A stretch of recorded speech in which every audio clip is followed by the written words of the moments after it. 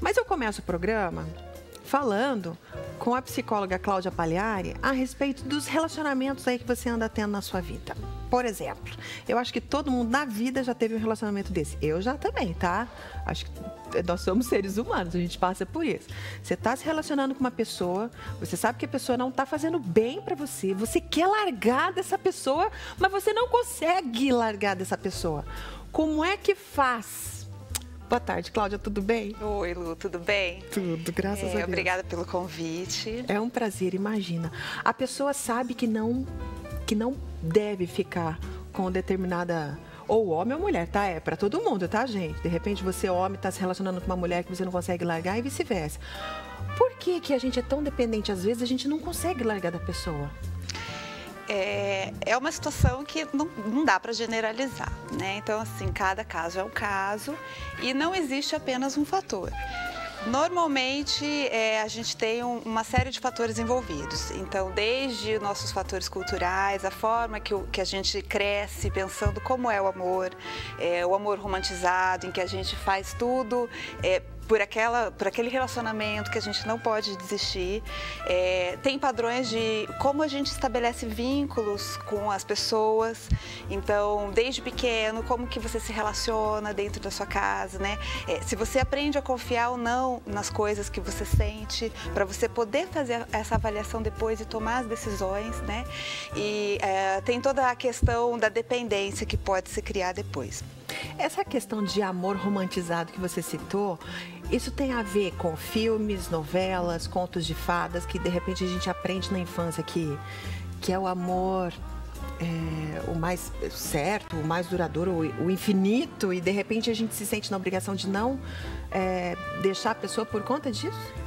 Muitas vezes, na verdade, isso tem uma grande influência, porque isso é histórico, né? Socialmente isso mudou bastante, mas a gente cresce desde pequenininho, mulheres e meninos também, né?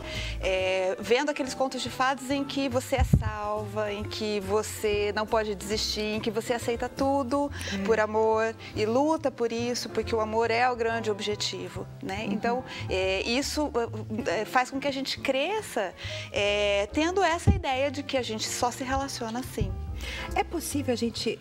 Eu acho que é quase impossível, eu já estou perguntando e já respondendo. Mas é possível a gente conseguir escolher a pessoa que a gente quer se relacionar para ter menos sofrimento? É possível a gente conseguir escolher.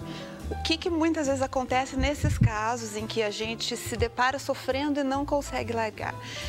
Muitas vezes você chegou nesse estado por escolhas não conscientes, né? Então, você se deixou levar, você escolheu por conta de padrões que você já tem.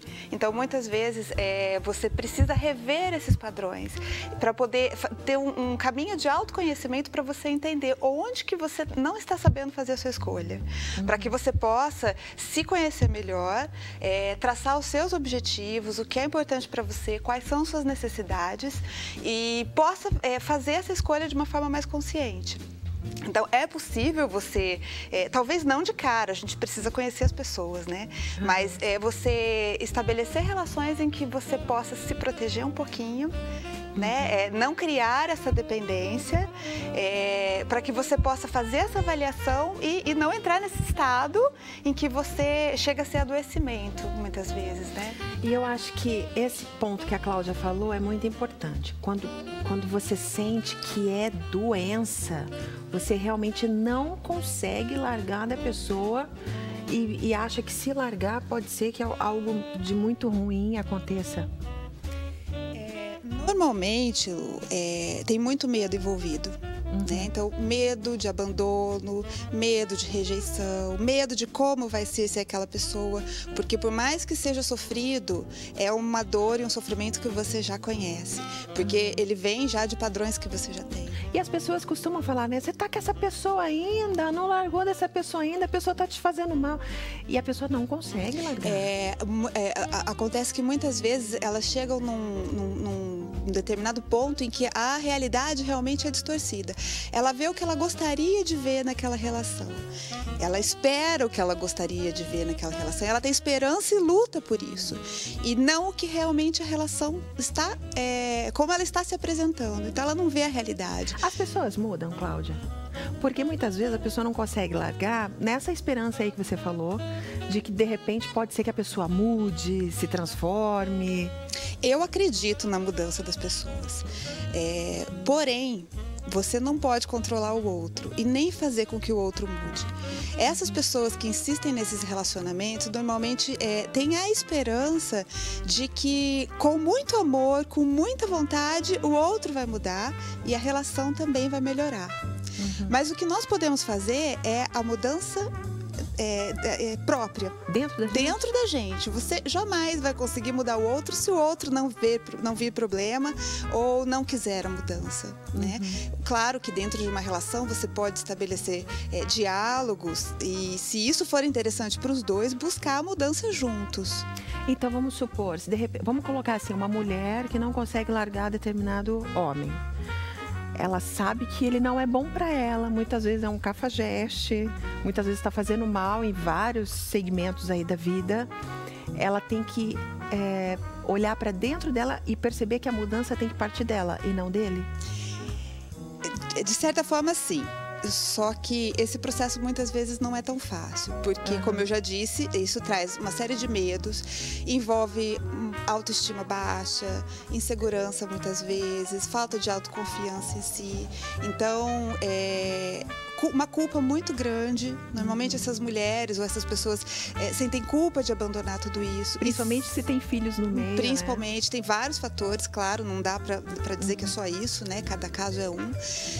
Mas o fato de não conseguir, muitas vezes, enxergar essa realidade, elas se responsabilizam pelas atitudes do outro, elas justificam as atitudes do outro, muitas vezes se culpando. Então, ela entra num ciclo de cobrança própria, de culpabilização, muitas vezes de vitimização, né? Então, romper isso realmente é difícil. Por isso, é difícil sair de uma relação que já se tornou patológica, né? Adoecida, né? Sem ajuda. E qual seria, então, a sua dica maior para quem está preso aí nessa relação e não consegue sair? Eu acho que a principal atitude que a gente pode ter, primeiro, é reconhecer, né, que essa relação não faz bem e ser honesta consigo própria, para que você possa definir de uma forma melhor quais são as atitudes e o caminho que você quer, porque a gente não pode chutar para o gol. Se o gol está de um lado, você não pode chutar para o outro, né? E fazer um caminho de autoconhecimento para isso. E mudar o foco, né? Porque eu acho que quando uma relação dessa, a gente acha que a nossa vida está nessa relação. Enquanto que a gente deveria olhar que o foco é a gente mesmo. E se você não se cuidar e não se amar, você sempre vai buscar essa felicidade no outro. Né? Então, acho que a maior dica que eu posso dar é que mude o foco, olhe para você. Se ame e busque outras formas de relação, outras formas de sentir prazer na vida. Tá, meu bem. Hashtag fica a dica. Tá, se valoriza. Se valoriza, homem, mulher, valorizem-se. Claudinha, muito obrigada. Dá um beijo. A gente se vê no seu consultório. A Claudinha cuida de mim. Ela me ajuda também com meus problemas mentais. Quem não tem, né, minha amiga? Quem não tem? Nós temos. Obrigada, Cláudia.